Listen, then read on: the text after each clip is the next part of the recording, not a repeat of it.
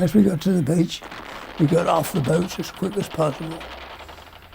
And my full aim was to get across them sands and into the sand dune for a bit of cover. The shelling was the worst part, because shells were dropping amongst the boats as they came in, and also on the beach where we landed. So the idea was to get off the beach as quickly as you could. We had to drop off into several feet of water, and a body floated past us. The beach was strafed every now and again by a stuka.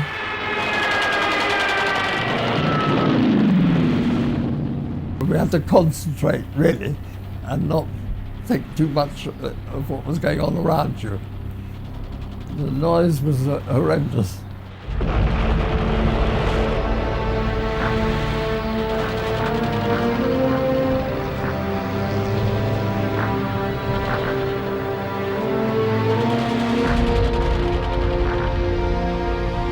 I think Operation Overlord was quite extraordinary in terms of its ambition, its scope and what it achieved. It was at the time the largest combined arms amphibious operation ever mounted, and I think probably ever will be, as I can't see those circumstances replicating themselves in the future.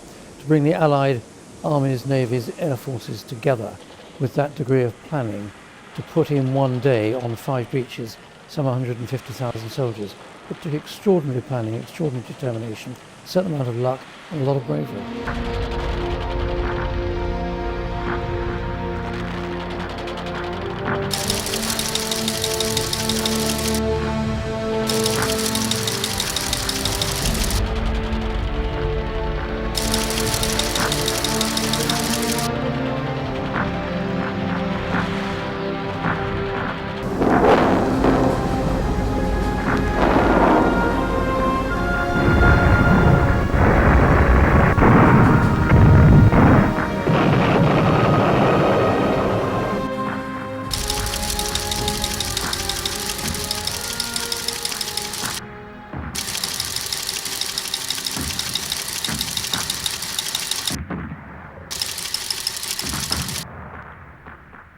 We knew our objective was Hillman.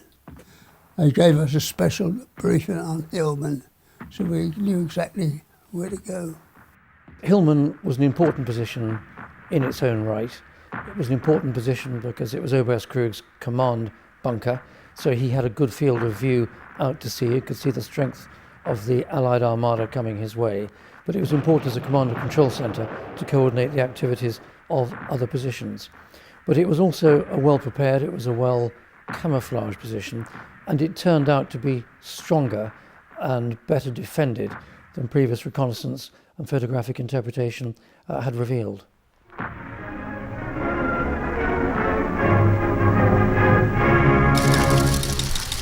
In der ersten Stunde des 6. Juni, wenige Minuten nach Mitternacht, rollt die gewaltige militärische Aktion an. Die Flotten zweier Weltmächte sind mit Unterstützung großer Luftwaffenverbände im Anmarsch auf die europäische Westküste. Unter gleichzeitigen schweren Bombenangriffen setzt der Feind im Hinterland der Seinebucht starke Luftlandeverbände ab. Deutsche Vorpostenboote nehmen die Annäherung der feindlichen Einheiten auf und geben die Meldungen weiter. Alarm für alle!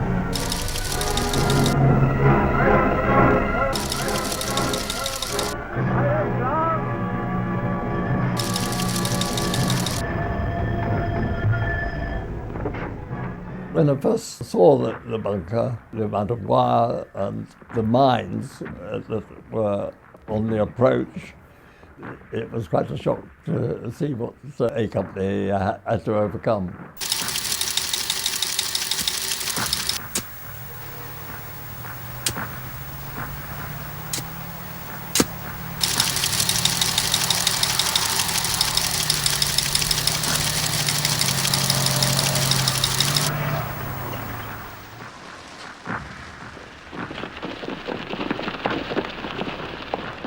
Hillman is about 3 kilometres inland.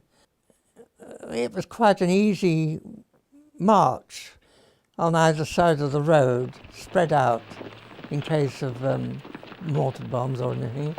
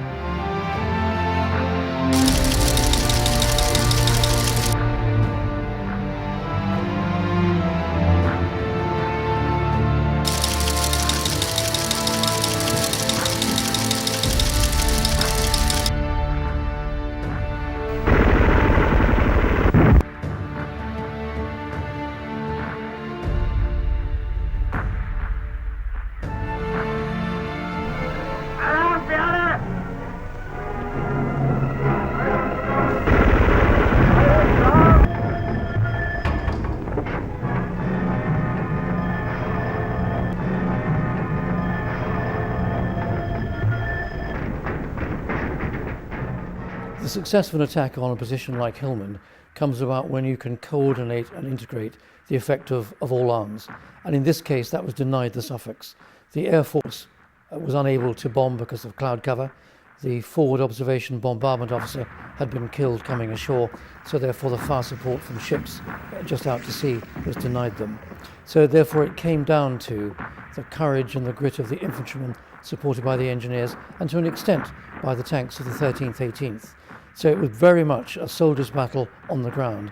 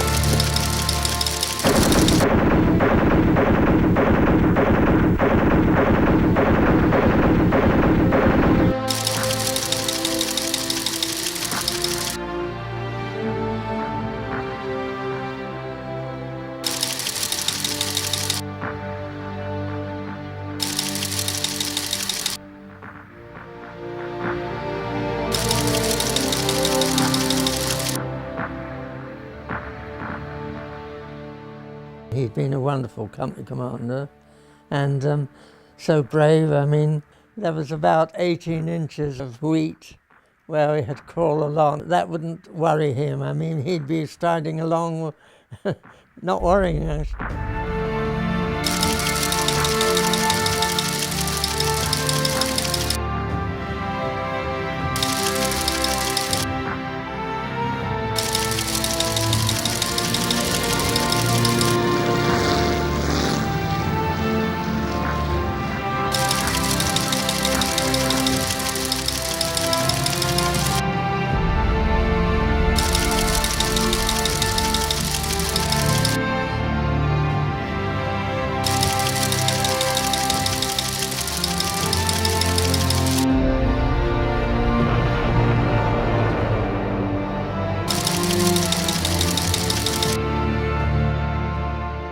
The action of this Royal Engineer was a bad experience for him, but in the end it was successful and paved the way for the troops to go through and complete the assault.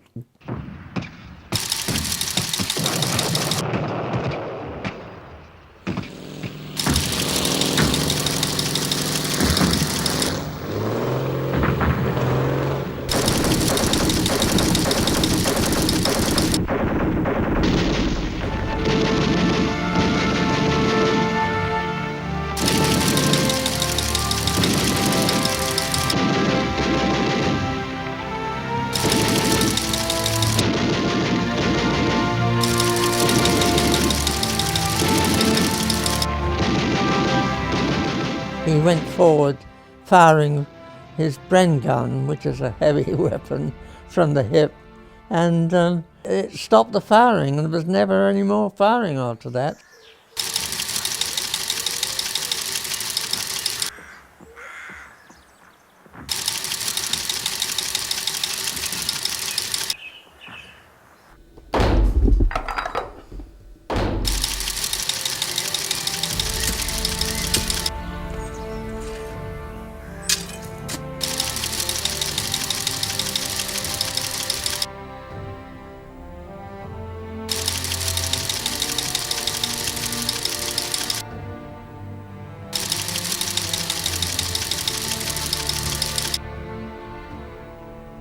Hillman was an important objective, and the advance on Caen could not take place until Hillman had been neutralised. If you remember, the Norfolks tried to bypass Hillman, but that of course had difficult consequences for them because of the effectiveness of Hillman, the fields of fire that it commanded, and therefore it was imperative that the Suffolks did capture Hillman, as indeed they did on D-Day, but it was a tougher nut to crack than I think anybody had appreciated.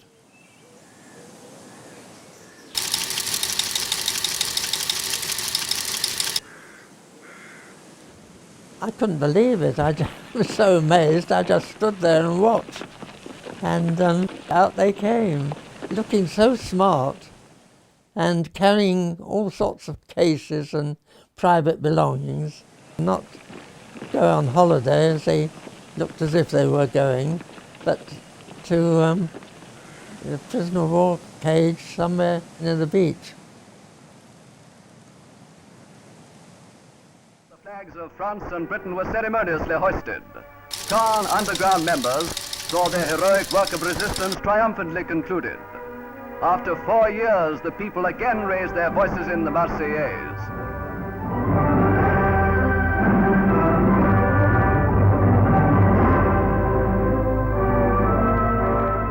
Being part of the Suffolk Regiment was something that we were all very proud of.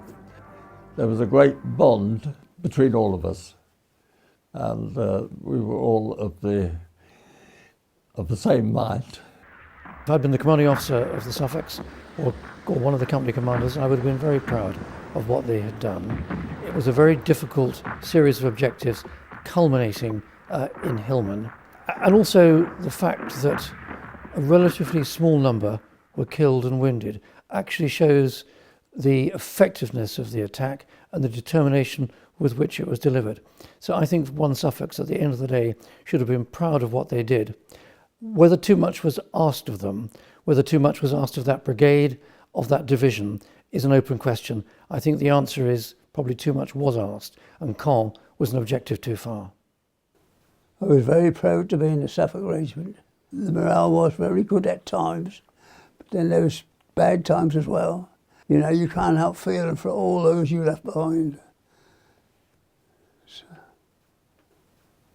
never come home again.